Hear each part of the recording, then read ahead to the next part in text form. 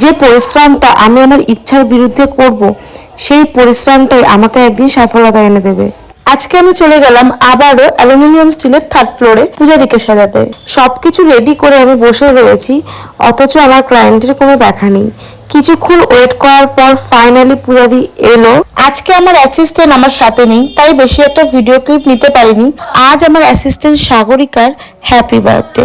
পূজাদির সাজটা তাড়াতাড়ি কমপ্লিট করে আজকে যাব ওর বাড়ি। আর এইখানেই হলো এক বড় গন্ডগোল। পূজাদির আবার আজকের আই মেকআপ পছন্দ হয়নি। মেকআপ কমপ্লিট হওয়ার পর আই মেকআপ মুছে আবারও আই মেকআপ করে দিয়ে এলাম। যতই হোক, ক্লায়েন্ট স্যাটিসফ্যাকশন না হলে আমারও স্যাটিসফ্যাকশন হয় না।